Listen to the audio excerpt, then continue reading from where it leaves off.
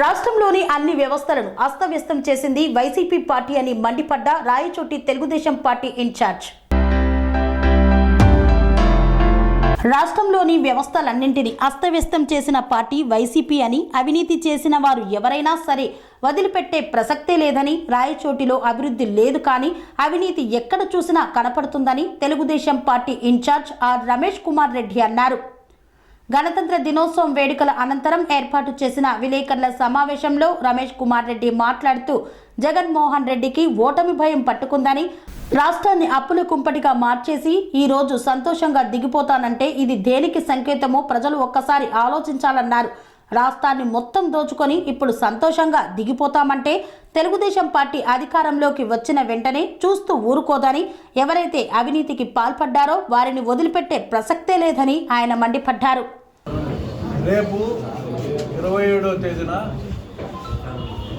Telugu Desam party జాతీయ అధ్యక్షులు మా ప్రియతమ నాయకుడు నారా చంద్రబాబు నాయుడు గారు పీలేరులో రాజంపేట పార్లమెంటుకు సంబంధించిన ఒక బహిరంగ సభ జరుగుతుంది.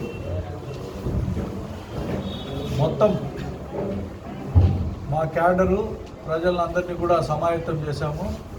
దాదాపు వందలాది వెహికల్స్లో రాయచోటి ప్రాంతం నుంచి ఆ సభకు తరలి వెళ్ళడం జరుగుతూ ఉంది.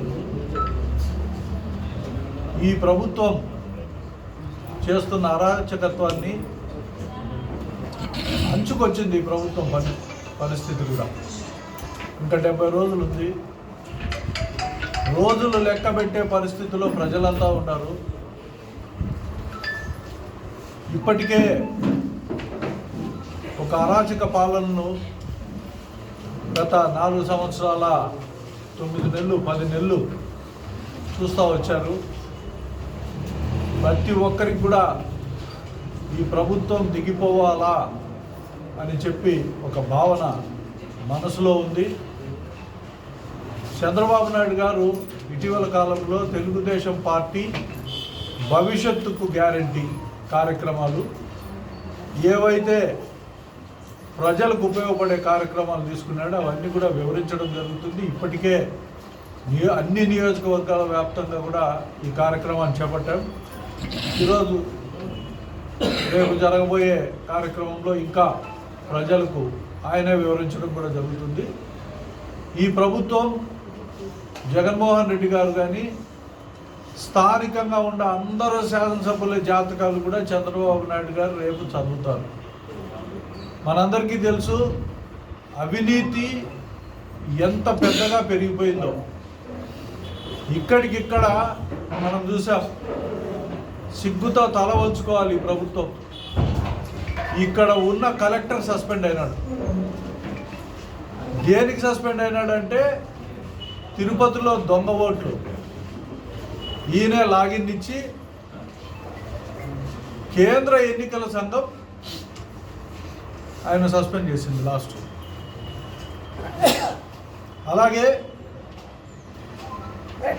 ఈ జిల్లాలో జరిగిన అవినీతి ముఖ్యంగా ఈ కలెక్టర్ ఆధ్వర్యంలో సస్పెండ్ అయిన కలెక్టర్ ఆధ్వర్యంలో జరిగిన అవినీతిని చూస్తే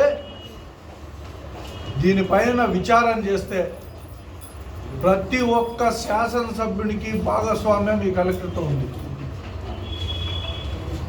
ఎక్కడ చూసినా భూములకు ఎన్ఓసీలు ఇచ్చే దగ్గర నుంచి డీకేటీ భూములు వైసీపీ కార్యకర్తలకు నాయకులకు పట్టాలు ఇచ్చే దగ్గర నుంచి ఒకసారి చూస్తే విపరీతమైన అవినీతి. కేవలం ఒక రాజకీయ పార్టీకి బిళ్ళ జవాన్గా, ముఖ్యంగా ఈ ఎమ్మెల్యేలకు బిళ్ళ జవాన్గా పనిచేసినట్టు కలెక్టర్ ఒకటొకటి బయటకు వస్తూ ఉన్నాయి. ఈరోజు ఈ కలెక్టర్ చేసినట్టు ఏ ఊరికి పోయి ఎక్కడికి పో దోపిడీ. రాయచోటి మున్సిపాలిటీలో చేపట్టిన అన్ని వర్క్స్ పైన టెండర్లు పిలవకుండా చాలా వర్కులు 3 లక్షలు 4 లక్షలు ఇట్లా ఎక్స్టెండ్ చేసుకుంటా బయట నుంచి వ్యక్తులను తీసుకొచ్చి ఇక్కడ పనులు చేయించి కమిషన్ తీసుకున్నారు. ఇవన్నీ కూడా ఈ అగ్రతాంబూలం అందింది. ఇది నేను రికార్డుగా చెప్తాను. దీనిపైన తెలుగుదేశం పార్టీ అధికారంలోకి వస్తుంది, అన్ని అంశాలపైన కూడా విచారం చేయిస్తాం, బయటికి తీస్తాం. ఇప్పటికిప్పుడు మీ గొంతులు పెద్ద ఏమైనా మాట్లాడవచ్చు, కానీ విచారం జరిగిన తర్వాత మీ నిజ స్వరూపం బయటకు వస్తుందని చెప్పి ఈ సందర్భంగా చెప్తా ఉన్నాను. మా నాయకుడి వద్ద మీ చిట్టా అంతా పూర్తిగా ఉంది. ఈ 7 నియోజకవర్గాలకు సంబంధించిన ఎమ్మెల్యేలు అవినీతి పేరుతో ఎంత సంపాదించింది, అభివృద్ధి పేరుతో ఎంత అవినీతికి పాల్పడింది, 2 చిట్టాలు ఉన్నాయి. హంద్రీనీవా గాలికి వెళ్ళిపోయింది, గాలేరి నగర్ అస్సలు లేదు. ఎక్కడో లిఫ్ట్ చేసి నీళ్లు తీసుకొచ్చి కాలేటి వాగులో పోసి ఇక్కడల్లా నీళ్ళు కృష్ణా జలాలు ఇస్తామని చెప్పి ఎక్కడ చూసినా ఫ్లెక్సీలు బోర్డులు పెట్టారు. కృష్ణా జలాలు హంద్రీనీవా ద్వారా వస్తాయి, వచ్చినాయి, గతంలో కుప్పం వరకు పోయినాయి.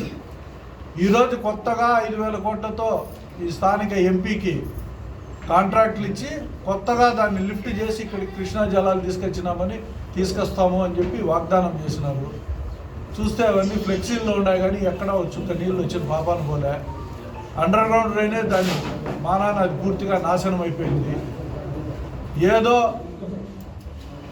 సీరియల్ లైట్లు పోళ్లకు నాటి వైసీపీ రంగులు వేస్తే అదే అభివృద్ధి అని చూపించే ప్రయత్నము.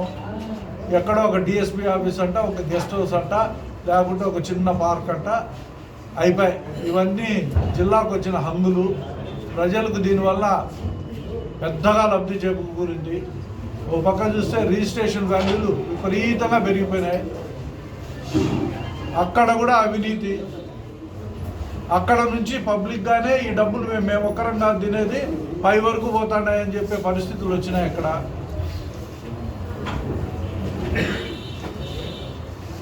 కేంద్ర ప్రభుత్వం గత కోవిడ్ కాలం నుంచి కూడా 5 కేజీలు బియ్యం ఉచితంగా ఇస్తాం.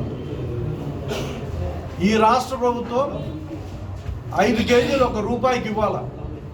గడచిన 2.5 సంవత్సరం 3 సంవత్సరాల నుంచి ఒక్క గింజ కూడా 5 కేజీలకు దాటి ఇవ్వకుండా ఈ ప్రభుత్వం పూర్తి స్థాయిలో ప్రజలను మోసం చేసింది.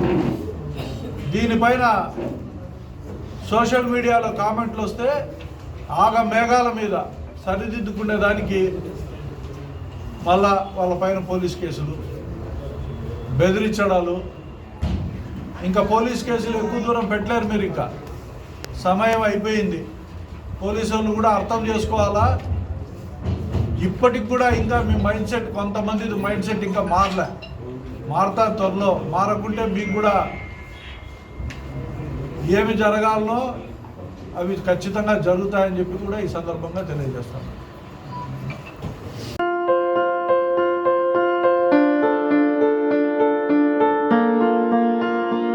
సంస్కృతి, సంప్రదాయం, ప్రేమ, ఆప్యాయత, రాజసం ఉట్టిపడే వేడుకలకు అనువైన ప్రదేశం ఎంఎల్ఎన్ కన్వెన్షన్ హాల్. కని విని ఎరుగని రీతిలో జరిగే మీ ఇంటి కళ్యాణ వైభోగానికి అందమైన కళ్యాణ వేదిక MLN convention hall.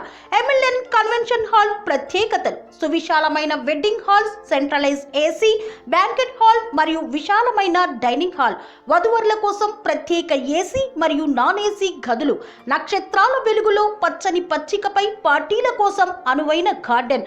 MLN convention లో సీసీటీవీ పర్యవేక్షణతో పూర్తి భద్రత.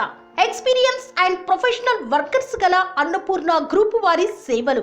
2000 వాహనాలు పార్కు చేసేందుకు సువిశాల పార్కింగ్ సౌకర్యం. మీ ఇంట జరిగే అన్ని శుభకార్యాలకు, పెళ్లి, reception, engagement, birthdays, get together, corporate events, ఏ ఇతర శుభకార్యాలకైనా అందమైన వేదిక ఎంఎల్ఎన్ కన్వెన్షన్ హాల్. బుకింగ్ కోసం సంప్రదించండి 7550438888 మరియు 7550428888. మా అడ్రస్ చీర్యాల లక్ష్మీ నరసింహస్వామి దేవాలయం ప్రక్కన, near outer ring road, Keesara junction, Cheeryal గ్రామం, మేడ్చల్ జిల్లా.